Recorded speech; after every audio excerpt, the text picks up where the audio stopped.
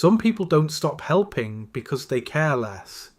They stop helping because caring has started to feel expensive, and in 2026, that has become strangely normal. There was a time replying to a friend felt simple.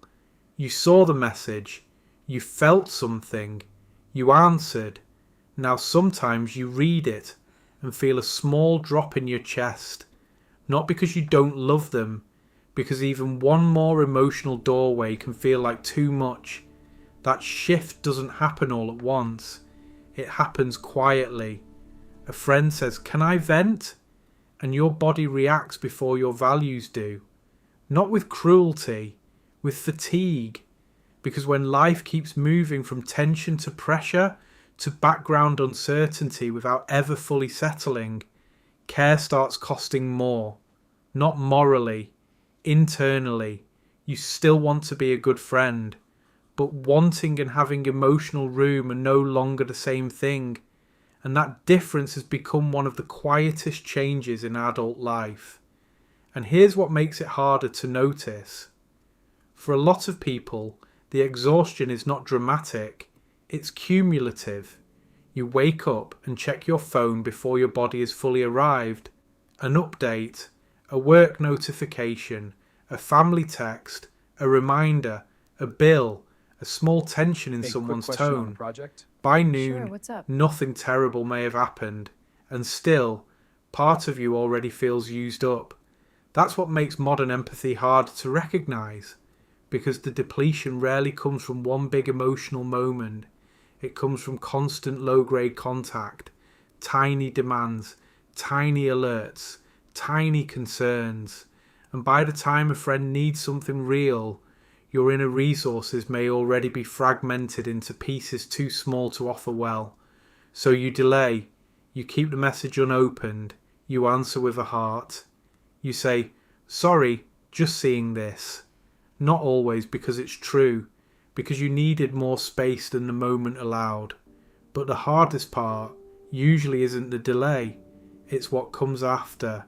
Guilt. You notice you've become less available, less patient, less generous with your attention.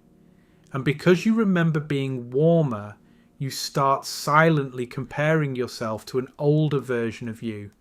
The one who stayed on the phone longer, the one who checked in first, the one who had more softness left by evening. But guilt is not neutral, it also consumes energy. So now it's not just your friend's need you're carrying, it's your idea of who you're failing to be. And that makes connection feel even heavier. This is how people become emotionally absent without meaning to. Not through indifference, through overload, through internal rationing, through the quiet instinct to protect the last functioning part of yourself from one more pull. And this is where people often get themselves wrong. What looks like reduced care is often reduced capacity. That distinction matters because many people in 2026 are not becoming colder. They are becoming narrower in what they can hold at once. Empathy is still there, but it doesn't always come out as long calls, thoughtful paragraphs, or immediate presence. Sometimes it shows up as a message typed and deleted, a name thought about in traffic, a sincere intention that never becomes action, a tired mind quietly saying, "I care, I just can't enter one more emotional room tonight." That is not the most beautiful form of care, but it is still care, just compressed, under-rested, less visible than before.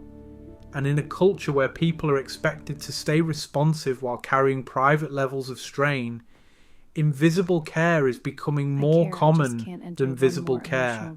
So if you've been less responsive, less emotionally available, less able to hold the people you genuinely love, that does not always mean you've become a worse friend. Sometimes it means your inner life has been occupied for too long by things you were never meant to process at this speed, and what remains is not nothing, just a quieter form of care.